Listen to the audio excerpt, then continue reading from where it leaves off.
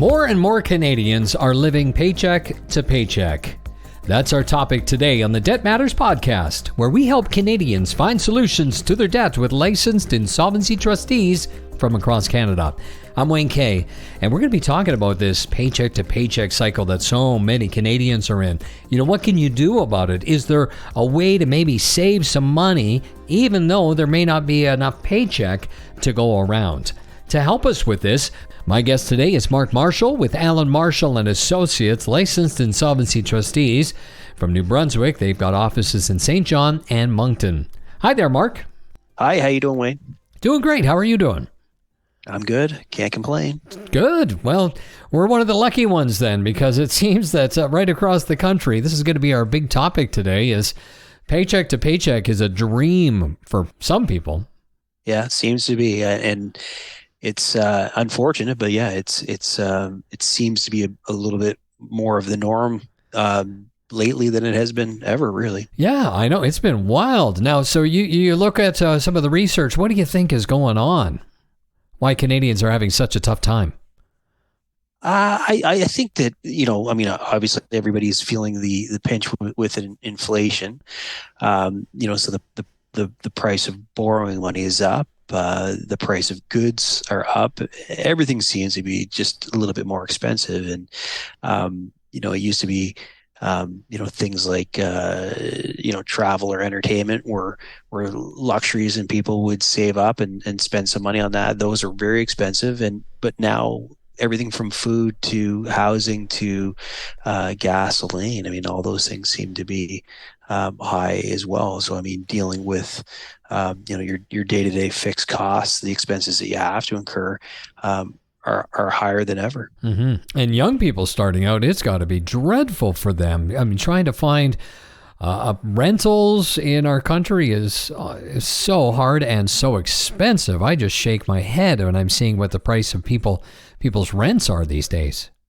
Yeah, rents are kind of getting to that point where it's it's almost becoming, out of reach for people, it's just mind blowing. But all that stuff, it's supply and demand, and there seems to be more demand than ever for housing. And so that, of course, allows, the people that are in charge to then kind of charge what the market, is demanding. And so it makes things difficult for the average person or the average Canadian. And again, you're looking at, rents or even, trying to be a first-time home buyer in this country is starting to be kind of kind of unattainable. Mm-hmm. And it's a little scary. Right. And New Brunswick, is it okay for housing there, or has it really jumped?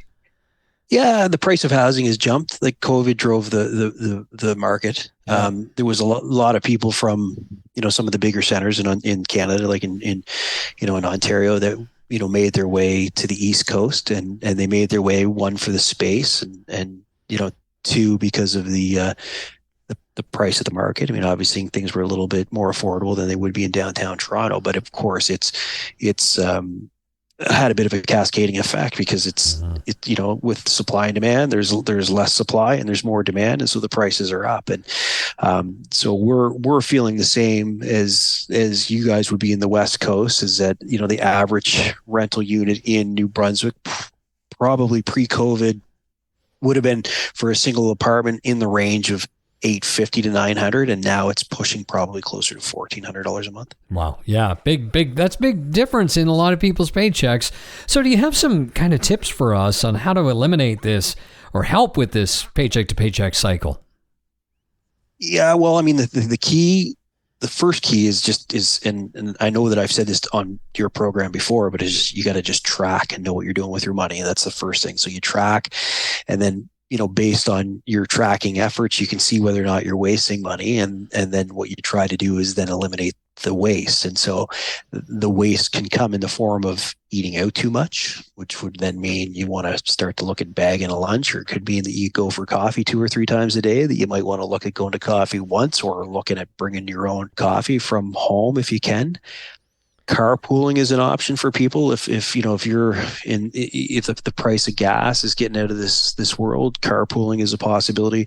It may not be a possibility, but if it's something that you can explore with a coworker or someone that lives in your vicinity, that you're traveling to the same place, you kind of maintain the same schedule, is if you can share that cost, that would be the way to go. And some people, I mean, this would not necessarily be easy for families, but some people, if they're living kind of a single working lifestyle, is, does it make sense to share the housing expenses with somebody and partner up and maybe find a roommate to kind of help with the utility costs and maybe split the rent? And, so those types of things will help you, overall in terms of trying to stretch the dollar a little bit further. But, and then the other thing you could look at is if you are a homeowner, like if you're in your retirement years or you're kind of near the end of your career, your family's gone, if you've got a big house, is selling that house and downsizing, is that something that that you can do that's going to save some money on a month-to-month basis, whether it's for property taxes or the heating costs, or reducing the mortgage payment and getting yourself into something that's a little bit more affordable? If you can downsize, if that's a possibility, that's another kind of option you can look at to see whether or not that would help you on a month-to-month basis. I know a few people have actually done that, where they're renting right now. They sold their house because they figured it was perfect time to sell, and they're going to rent for a little while and wait for things to hopefully calm down, which I think they will. They will. Yeah, I think they will too. But again, that is the thing, is like if you're getting out of the market, you potentially have to get back into the market. So it's, is it the devil or the devil you don't, right? And that's sometimes that's you got to take those things into consideration, because you might make good money on selling your home, but then all of a sudden you got to take that good money and you're no further ahead, and you got to buy something that's going to be smaller, but it's going to cost you the same amount. Right, exactly. It's funny though. I've got a friend who's looking at moving over, and it's a lot more expensive living here than where he lives. And he's got a family, but he is somebody who's used to being a landlord, and he won't even look at a place that doesn't have something that he can rent in it, like a basement suite. So he's just got that mindset. So, and a lot of us don't have that mindset. I don't think of sharing my house or renting the basement out, but that is something many of us might have to start doing. It could be, yeah. Because I mean, again, it's if the demand is out there, it's a way that you can supplement your income a bit, right? Yeah. I mean, you can. I mean, one, you're going to be giving up some of your space, but I mean, turn some of that extra space you have into a little bit of cash flow on a month-to-month basis. It's not a bad maneuver. Right. Okay. What about maybe discussing wage increases with employers? We're seeing a lot of strikes that are going on in our country these days. And if you don't have a union, do you reach out to the employer? Is that a good thing to do? Yeah, I don't think it's a bad thing to do. It's the way the market's been, and you'll find that everybody is most employers are short-staffed, or they're looking for somebody. And so I think some of the bigger organizations are they're seeing a bit of turnover, like, the post-COVID, there's been turnover. And because one is that people are receiving offers to make a few more dollars somewhere else. And, they're recognizing that there might be a little bit of a demand for their services or what they can provide to an organization. So it's never a bad thing, I don't think, because one, you want to know what your value is or what your market would demand, but it's never I don't think you can go wrong with having that conversation to see whether or not, especially if you've been with the organization and you think or you recognize you provide some value to it, it may not hurt to have that discussion about, a wage increase is a possibility, to keep you there. But you're going to want to know the market. You're going to want to have some options available to you, so that if the answer is no, is that, one, you either live with that answer, or two, you look for an alternative employment or an alternative income source. And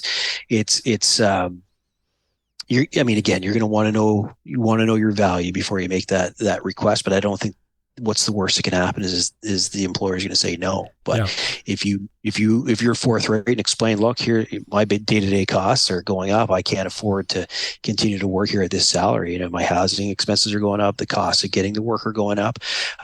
It's not something that's out of the realm of having that discussion with your employer, especially if you have a good relationship with them and you can provide some value. Right. And it's funny because I'm kind of I'm old school. I've had a same job for worked for the same company for 23 years. And before that, I'm very loyal. It's just that's kind of I call it old school, but it's funny. My son, he's now into his working career, and he's being told, well, you don't have to be loyal to a company because as soon as you find a job somewhere else, that company might offer you more money to stay or you go up. And he said, so things have really changed in that whole world for him, is that he said it's like you keep moving to different jobs to increase your income. Yeah. Yeah. And I think we're seeing that more and more today than we did in the past. Because you and I would be probably of the same era, and it's you land a job and you find yourself working and you work your way up through, and your expectation is that you're going to be, you're going to be paid for what you provide, and you're hopeful that your income will increase. But yeah, I think nowadays, especially the younger generation, they're a little quicker to kind of make the jump and explore, more opportunities or different opportunities. And that's not necessarily a bad thing. And I think especially the people that are older are kind of locked into a job.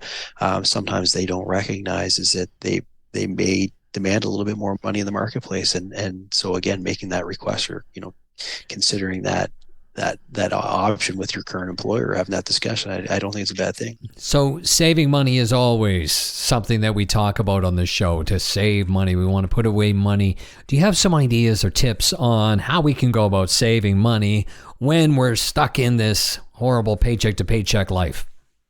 Well, it's not easy to do, but what you got to do, track, know what you're doing with your money, so you can try to eliminate the waste, and then from there, turn the waste into savings, and doing things like trying to pay yourself first. And it's the old expression of, pay yourself first. How do you do it? Well, you want to set aside some money for yourself. And so every time you're paid, you might kind of consider saying, look, I'm going to take $100 or $200 of this pay and I'm going to set it aside in either a savings account or a tax-free savings account, or into an RSP, an account or something that's not easy for you to access. I mean, the funds are there if you need them, but it's not something that, you slide that $100, you're paying yourself first $100 or $200, and then you're saying, oh, okay, I want to spend that this weekend, and you're just going to go to that account, take the money. If you can kind of out of sight, out of mind, if you can put it off into into an account that's going to require you, to sign some papers or make an appointment or get into access those funds, it's not as easy to get after. And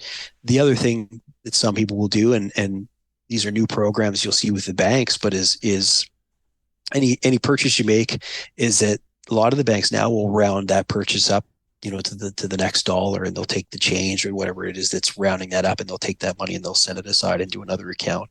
So it's like you're saving almost like pennies in the jar. And that's another way or another tip that you can try and to kind of generate a bit of savings for yourself. But again, I know it's hard for people to consider saving money when they're finding that all the money's going out the door. And again, the number one way to find savings in your budget is track and know what you're doing and recognize if you're wasting money, because a lot of people won't know that they're wasting money until they actually write it down and recognize that there is a bit of waste there, and we all do it. We all waste a little bit of money.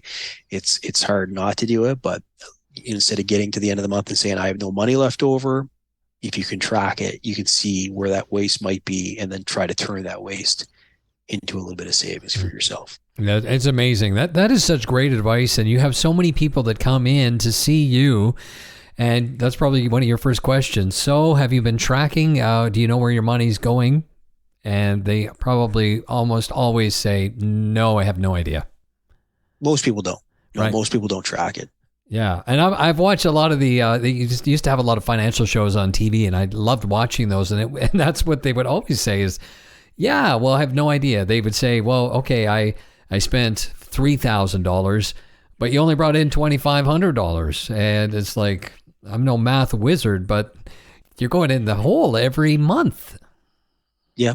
Yeah. And so you're going into that hole by subsidizing yourself by a credit card or a loan, or you're taking, you're taking it from another pot. Right. And so where you're getting that money from, but it's hard to, unless you track and if you're going backwards, it's going to be difficult to save any money, and it's not going to be long before, if you are going backwards or spending more money every month than what you're making, that you're going to find yourself, to be kind of insolvent to the point where you're unable to maintain the payments that you have. Right. Great information. Do you have any final thoughts you want to share with us? No, I mean, the only thing I'd say is if anyone's struggling, and I know people are struggling, but if you're struggling, is that, consult a professional, talk to a professional. You can talk to a licensed insolvency trustee, any licensed insolvency trustee across the country. I mean, preferably someone at our firm. If you need to reach out, we have offices in British Columbia and Alberta and all over the Maritimes. But your first consultation with a licensed insolvency trustee should always be free. And if anything, you're just arming yourself with information. So if you're struggling, there's no harm in gathering more information to see what options are available to you to kind of right the ship if you need to. Right on. Mark, always a pleasure. Thank you very much for being on the show. Okay, Wayne, thank you very much. Well, once again, my guest today was Mark Marshall. You can learn more or schedule that free consultation with Alan Marshall and Associates, licensed insolvency trustees, by going to the website wecanhelp.ca. And that's it for today's Debt Matters podcast. Now make sure you subscribe wherever you get your favorite podcast from. And of course, for more information, you can always check out debtmatters.ca. Thanks for listening.